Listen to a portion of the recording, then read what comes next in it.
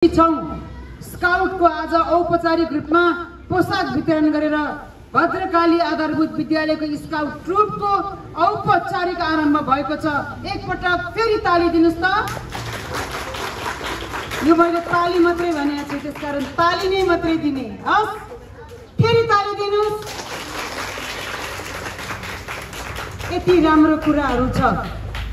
हाम्रो नानी बाबुहरूले अनुशासन सिक्ने, नैतिकता सिक्ने, सुसंस्कृत हुन सिक्ने, आफूले खाएको थाल आफै माझ्न सिक्ने, आफूले लगाउने जुत्ता मोजा टाई आफै धुन सिक्ने आत्मनिर्भरताको कुरा पनि स्काउटको नीति सिद्धान्तभित्र पर्दछ। बुझ्नुभयो? यो फोरी भएर नहिँड्ने, सधैँ स्मार्ट हुने, सधैँ स्ट्यान्ड बाई हुने, टाइडी हुने हाम्रो स्वस्तिकलाई हेर्नु त।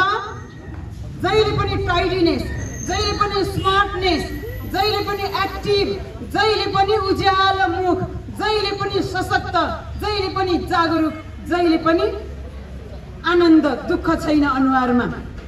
हजार दुःखलाई सामना गर्न सक्ने सामर्थ्य यो चाहिँ हाम्रो भावमा, हाम्रो अनुहारमा पनि आउन सक्नु पर्यो। तपाईहरुले स्काउटको ट्रेनिङ लिइसकेपछि तपाईहरुमा पनि यो भावना र यो जागरण स्वाभाविक रूपले आउँछ। त्यसकारण जसले अहिले हरियो टोपी र कालो टोपी लाउनु भएको छ, तपाईहरु यो विद्यालयको स्काउटर हुनुहुन्छ। हामी आउने बजेटमा हाम्रो स्काउट मास्टरहरूलाई व्यवस्थित ढंगले परिचालन गर्ने गरेर यो पालि योजनामै बजेटमै हामी व्यवस्थापन गर्ने निर्णय गरिसकेका छौं। स्काउट मास्टर व्यवस्थित भयो भने, नगर स्तरीय स्काउट परिषद व्यवस्थित भयो भने सबै विद्यालयमा स्काउट नारा पूरा गर्न सकिने रहेछ। अहिले हामीलाई स्काउट भनेर विषयगत ढंगले नछुटाइकन बल्कमा म्यानेजमेन्ट गरेको बजेटले केही साह्रो गाह्रो परेको छ। अब हामी यो पालिको बजेटमा स्काउटलाई अझ बढी परिचालन गर्ने ढंगले लैजाने छौं र स्काउटलाई नगरपालिकाका सबै विद्यालयमा जोड्दै नैतिक, अनुशासन, धर्म, कर्म, मानवीयता, सुसंस्कृत सभ्य समाज बनाउने कुरामा हामी नानी बाबुहरूलाई परिचालन गर्नेछौं।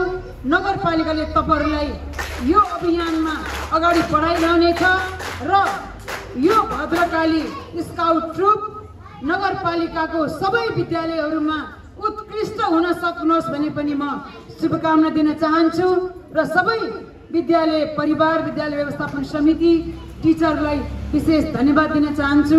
ढिला भइसक्यो, सबै नानी बाबुहरूलाई अनुशासितपूर्वक बसिदिनु भएकोमा म धेरै धन्यवाद दिन चाहन्छु र यो विद्यालयसँग सम्बन्धित अन्य विषयहरू हामी फरक प्रसङ्गमा फेरि गर्ने नै छौं।